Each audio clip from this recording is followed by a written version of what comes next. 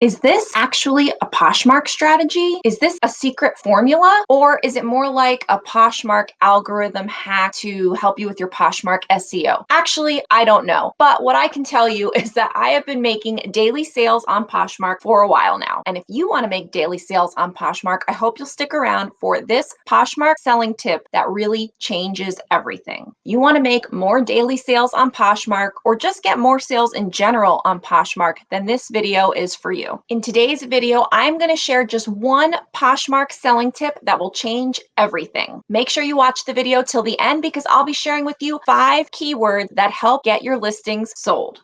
What's up, resellers? I'm Rebecca, and you're watching Rebecca the Reseller. Thanks for joining me today. If you are new here, hi, I'm Rebecca. I'm a semi-full-time reseller on Poshmark and ThredUp, and I dabble in a couple of other things. And my channel is all about reselling, how to sell clothes on Poshmark, Poshmark selling tips, and how to make more money on Poshmark. So if that sounds good to you, I hope you'll hit that subscribe button so we can hang out again. Okay, let's jump right in. In today's video, I'm going to share with you one Poshmark selling tip that can literally change everything. And be sure to watch the video till the end for examples of this tip in action and 5 keywords that can help get your listings sold. Making sales on Poshmark, it's not really that complicated. I think it has 3 parts. I think number 1, you need to get your items seen by potential buyers, right? We can all agree on that. The next thing, number 2, I think your listing needs to actually draw the buyer in. They need to click on your listing and not another listing. And then the third part is something I say all the time. You need to give your buyers every reason to buy and no reasons not to buy. And that's what you're doing with your photos and your title and your listing description. And that's how you make a sale. Like, it's not really that complicated, but it's not necessarily easy either. So today we're going to be focusing on the first part of it. So getting your items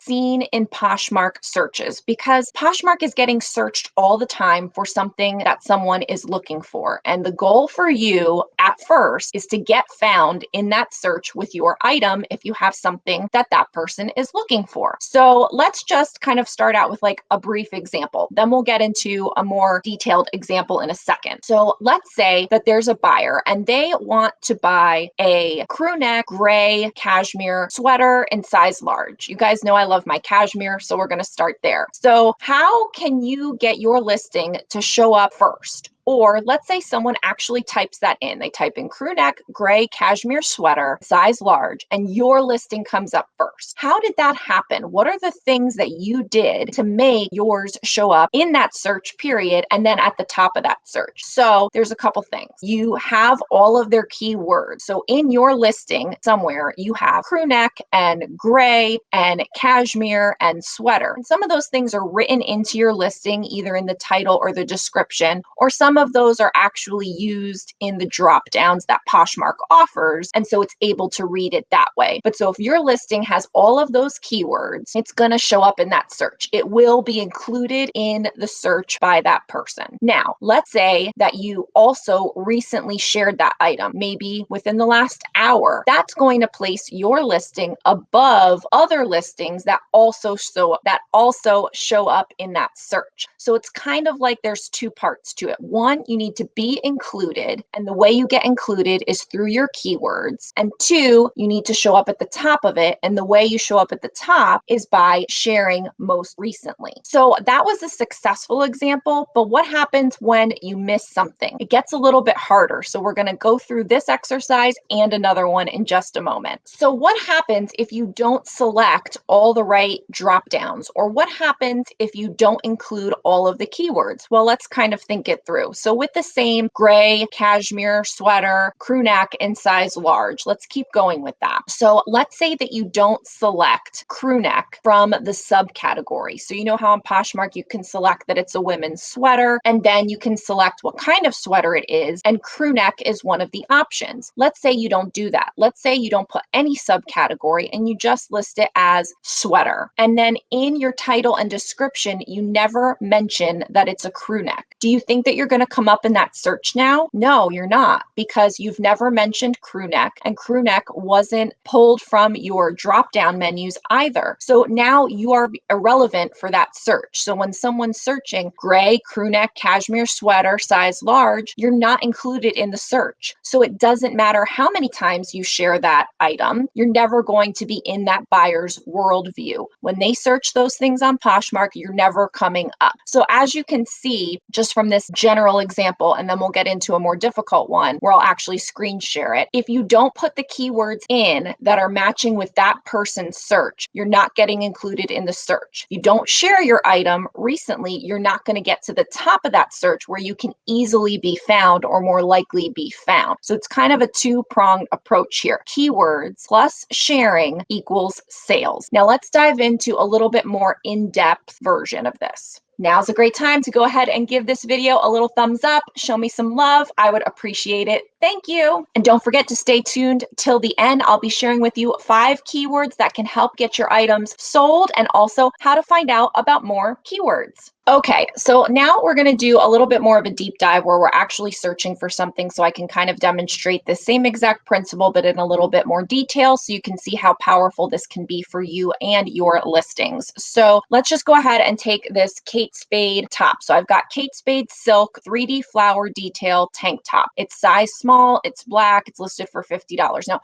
we don't even need to click into the actual listing for this because everything that we need to deal with right now is in the title. But do remember that your title and your description and the drop-down fields that you select in your listing for Poshmark are all going to be things that pull your item into a search or not. So all of those things count. But right now we're just going to deal with the title. So let's say I'm a buyer and I'm going to search for a Kate Spade silky black top. So I'm going to write Kate Spade silky black top and search. So my top is not in the top row, not in the second row, not in the third row, not in the fourth row, it's not in the fifth row. It didn't even come up at all. Now I have a Kate Spade top, it's black and it's silk, but this person searched for Kate Spade silky black top because some people use that as a keyword. And I use this one because it's a little bit funny to demonstrate more specifically that you can't just put keywords that you think go with your item. You have to put keywords that the buyer might use to find your item because again, they don't know what you have it listed as. They might not say silk. Maybe they don't care that it's actually silk, but they just want something that's silky. I've seen people search that keyword. I'm actually surprised that I don't have that keyword on that particular listing because usually that is a keyword that I include. So silk versus silky, I'm not coming up. So if somebody searches Kate Spade silky black top, I'm not in there. Now, see, this person is Kate Spade black silky blouse.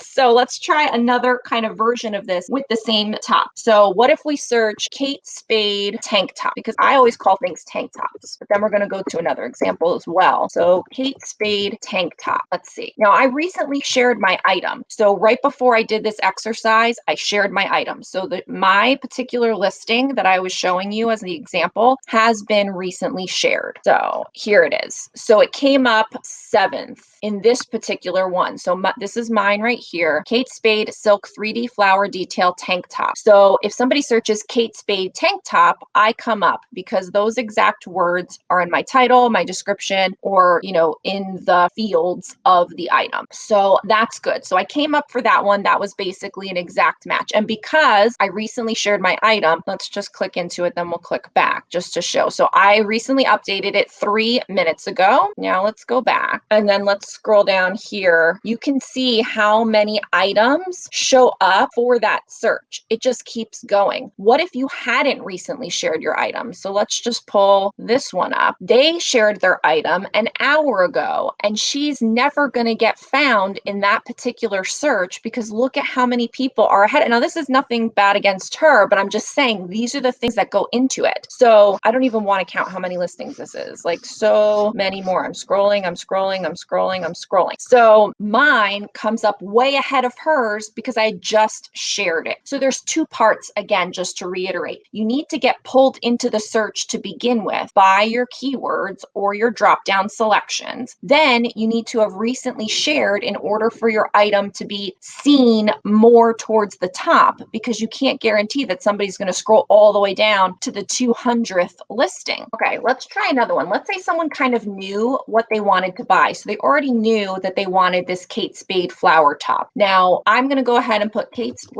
keep saying spade. Kate Spade flower top. And let's see if mine comes up in that. So now mine comes up in third because I have flower, because I have it as the flower detail or flower applique. So mine's going to show up for that. So that's really good. So somebody's specifically looking for something that has a more fine-tuned detail, you have more chances of coming up. A lot of times those are called long tail keywords. So if somebody's looking for Kate Spade, black, flower top size, small, it's a longer tail of words. And so it's more specific. And if you match more specifically, you're going to come up more likely than someone that doesn't have all of those keywords. Okay, let's try just one more, because the point is to try to think about it how somebody else might think about it and might search for an item that they're looking for where your item that you have would potentially match them. So what if they put Kate Spade black sleeveless blouse? There we go. So I don't come up at the top. All these other ones come up. Not me, not me, not me, not me. So now I'm not coming up again. Well, I'm not coming up because I called mine a tank top, not a sleeveless blouse. And so that's another difference. That's something that someone could very well call it a sleeveless blouse and someone else could call it a tank top, and you'd never end up in the search. So I'm not here. Now, what I usually do, and I don't know, I guess I didn't do it on this one, but I try to, and we all forget and we all make mistakes. But the goal is to try to think of all the possible options that apply for keywords to your item. So I called mine a tank top, but that's what I would put in the title. And then usually what I would do is add sleeveless blouse to the description when I'm writing more keywords in the description. That way I would come up either way, whether someone calls it a tank top or someone calls it a sleeveless top or someone calls it a sleeveless blouse. I've got all of those keywords covered. So even I make mistakes. There's a lot to think about and a lot to keep track of. And there's so many ways that someone can search for your item. But the goal of this video today is to really show you the power of thinking about both sides of it. One, all the potential appropriate keywords that should apply to that item in your view or someone else's view. They should all be in the listing. That way you get pulled in to that search to begin with. Couple that with the sharing. Now you're going to be at the top of that search so long as the person has it sorted how we have it sorted here, which is Poshmark's default. So long as it's sorted by just shared, if you recently shared, you will show up closer to the top. Now, if someone put just in, they would have to manually change it. You could manually change it to low to high and all those different things. I can't address that in this video. That's not the scope of this video. And those are other ways and things to think about. But here specifically, because just shared is Poshmark's default, that's what we should be most concerned with, because not everybody messes with that sort button. Sometimes I forget it's even there. So you want to be most concerned with adding the keywords in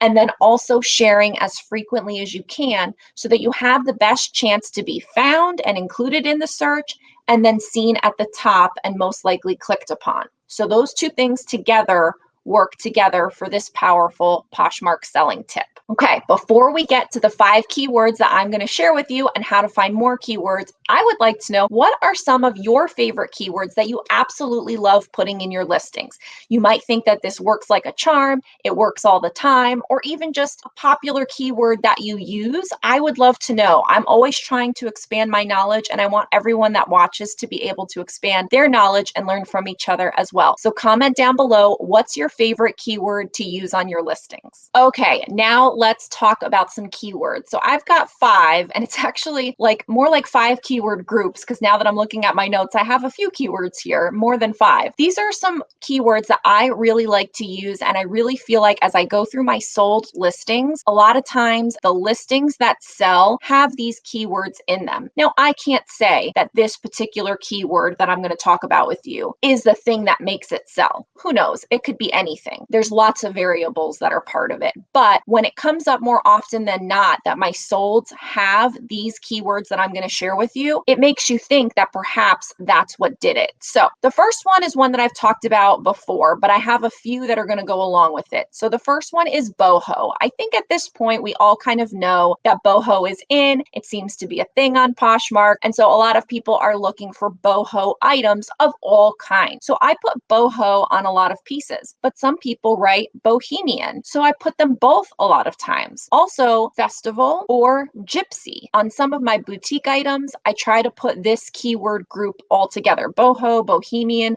festival, gypsy, because you never know what someone is going to be searching for. So those aren't just four, that's like one. Then next is oversized, boxy, soft, and cozy. So again, this is like another group of words that I usually put for sweaters because I feel like that's where it's kind of most appropriate. You could have oversized other things. You could have boxy other things like tops and stuff. But for me, because we just came off of winter, I feel like on so many sweaters, whether it's a cardigan or just a pullover sweater, popover sweater, it coming up more and more that I have oversized because that's a look, that I have boxy in my title and description, that I have soft and cozy. I kind of always put those together, soft and cozy, exclamation point, like just a little phrase to kind of get those keywords in there and paint the picture a little bit for the customer to say, this is oversized. This is one of those things that you can kind of cozy up in. And that seems to be, as we've all been staying home, like a really big trend. People want oversized, people want boxy, people want soft and cozy. So that's the second one. The next one is pull on. And I use this most often with like elastic waist pull on pants. So that's how I'm referring to it. So most of the time it's like when I'm selling Eileen Fisher pants, people know that they're a certain size in these pull on elastic waist Eileen Fisher pants. And so that's a way that you put the item on, which often is overlooked as a potential keyword. So sometimes people might put elastic waist. And so that's good because that's going to cover the feature, but somebody also might search for Eileen Fisher knit pull-on pants. And so if you have pull-on, now you're going to come up for that. So think about how you put the item on. Do you pop it over your head? Do you pull it on?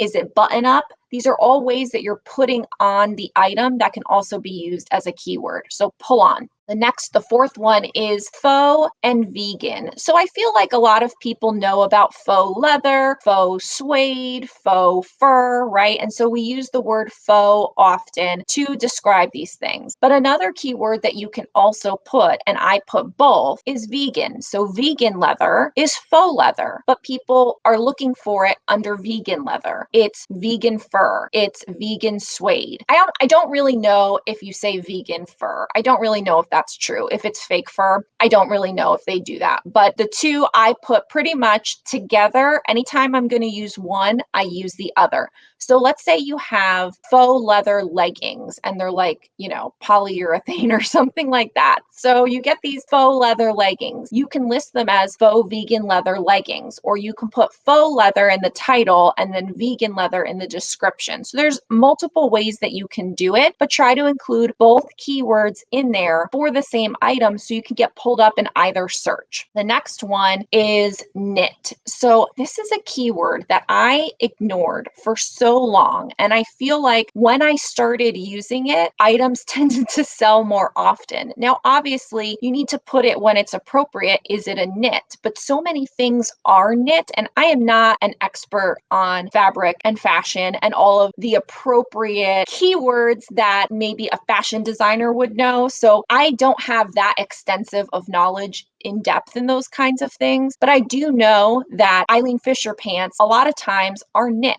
A Diane von Furstenberg wrap dress, that's kind of like a jersey knit. There's knit sweaters, there's knit cardigans, there's, different knits that like the brand St. John has. So there's lots of ways that knit can be incorporated into your listing appropriately. Again, don't just keyword stuff with any of these things I'm talking about and put it on there when it doesn't belong. Obviously, you want it to be an appropriate search and an appropriate search result for the potential buyer because they're not going to click on it anyway if it doesn't make sense. But so boho, bohemian, festival, or gypsy, oversized, boxy, cozy, and soft, pull on, faux and vegan, and knit. So that was more than 5.